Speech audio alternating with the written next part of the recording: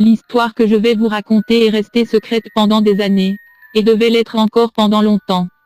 À vrai dire, je ne suis même pas sûr que quelqu'un comptait en parler un jour. On voulait éviter de choquer la population, mais renfermer toutes ces horreurs devient impossible.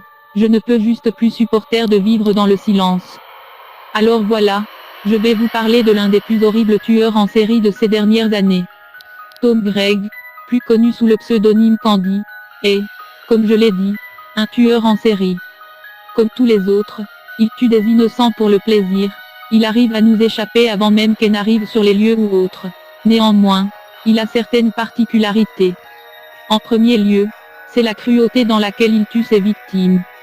Peut-être qu'il vaut mieux, pour un exemple, vous raconter la première fois qu'elle a eu affaire à un de ses crimes. C'était en novembre 2007. Il était vers les 23 heures, quand on nous appela.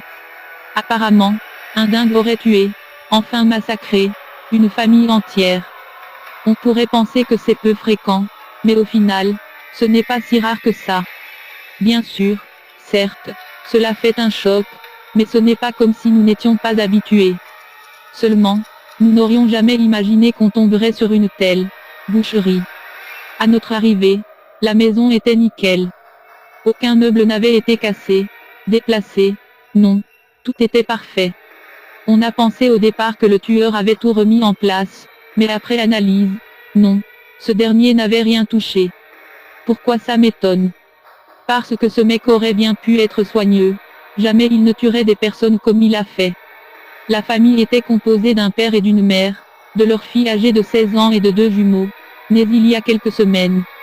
Autant je vous passerai la mort de la fille et du père même si elles sont tout aussi horribles que celles que je vais vous raconter. Pour info, la fille avait des aimants dans ses orbites. Je vais vous raconter la plus dégueulasse et la plus sordide, celle de la mère et des jumeaux. La mère était éventrée, couchée par terre. Ses enfants? Dans son ventre, les deux ayant perdu leurs jambes et leurs bras. Je suis conscient qu'elle a été formée et que ces choses ne devraient pas me toucher, mais, bordel. Merde quoi. Ce malade a tué ses enfants de manière si cruelle. C'est inhumain de faire ça. Mis à part ça, on n'a rien trouvé qui pourrait nous aider à retrouver cette personne. Enfin, si, une seule chose. Sur le mur du salon, il y avait écrit en rouge, le sang d'une des victimes, un seul mot simple, Candy. Je ne suis pas bilingue, mais cela ne veut-il pas dire bonbon, ou un truc du genre? De toute façon, on n'en savait pas plus. Je pensais juste que ce type, pour malade qu'il soit, était un pro. Il ne nous a donné aucune info, et comme je l'avais dit, il était extrêmement soigneux. Bref, ne pouvant rien faire, et pour éviter de choquer les personnes aux alentours, on a préféré ne rien dire sur cette affaire. J'ai réussi à l'oublier, tant bien que mal. L'idée de savoir que ce fou traînait encore librement, pouvant agir à chaque instant, me dérangeait. J'y pensais chaque nuit, j'en faisais des cauchemars. Et alors que je pensais que tout était terminé, en avril 2008, il refit surface. Ironiquement, c'était le premier. Il était tard quand on nous appelait. Une vieille dame avait découvert le corps d'un homme, d'une trentaine d'années, assis dans sa voiture. La cause de la mort? Le sourire de l'ange. Vous pourriez penser qu'il a fait le sourire après l'avoir tué, mais non, la personne est morte en se vidant de son sang. Le truc qui rendait ce meurtre sordide, était que la personne semblait sourire, ça faisait froid dans le dos.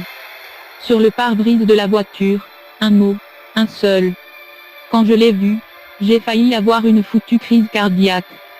Il était écrit Candy. Pourquoi était-il revenu? Pourquoi ce malade a-t-il refait un coup? Je pensais qu'elle en avait terminé avec lui, mais non, il était de retour. Bien sûr, aucun indice, tout était parfaitement en ordre.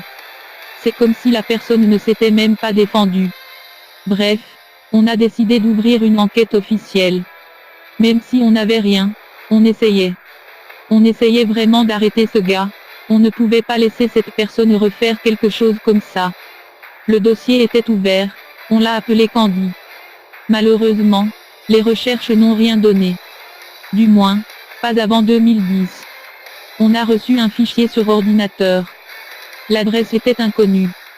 Sur le message, il était juste écrit Candy, avec une image. Elle montrait un homme, qui regardait derrière une vitre. Cet homme était défiguré, il ressemblait à une personne ayant perdu toute sa peau. On a fait le lien avec l'affaire Candy, mais cela ne nous avançait guère. Enfin, c'est ce qu'on croyait. On a fait circuler cette photo, et certains témoins affirment l'avoir vue traîner dans un vieil entrepôt abandonné. Avec ses coordonnées, on y est allé. Et effectivement, dans l'entrepôt, on trouva, assis sur une chaise au milieu de la salle, une personne qui semblait nous attendre. En allumant la lumière, on vit que sur les murs de la pièce, il était écrit Candy un peu partout. Toujours avec du sang, mais on ne savait pas s'il s'agissait du sang de ses victimes. On l'embarqua. Il nous donna de précieuses informations. Déjà, son vrai nom était Tom Gregg, mais il nous a avoué qu'il préférait qu'on l'appelle Candy, le surnom que lui avait donné sa petite sœur quand il était enfant. Mais mis à part ça et son nom, il ne se souvenait de rien.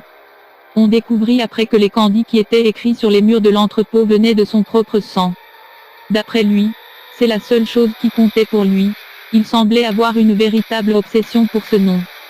Ensuite, on lui parla de la photo. On lui a demandé pourquoi il nous avait donné ça, et qu'il avait pris en photo. Il nous a répondu que c'était sa petite sœur qui lui avait dit de faire ça, et que c'était cette dernière qui l'avait photographié. Mais quand on lui a demandé si on pouvait voir sa sœur, il nous a répondu tout simplement qui sait. Avant de reprendre, elle est morte quand elle avait 8 ans. Après quelques questions, il fut défini comme fou. Avant de nous quitter, il se retourna et dit que ce n'était pas fini. Suite à ça, je ne le vis plus jamais. Donc, pourquoi j'en parle? Parce qu'en 2012, on nous signala quelque chose. Tom Gregg s'était enfui.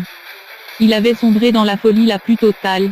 Dans sa cellule, il avait écrit Candy un peu partout. Pourquoi je vous raconte tout ça? Parce que je sais qu'il va recommencer, et je veux que les gens le sachent. Je veux que les gens fassent attention, parce qu'il va venir, je le sais. Ce type est dangereux, faites attention.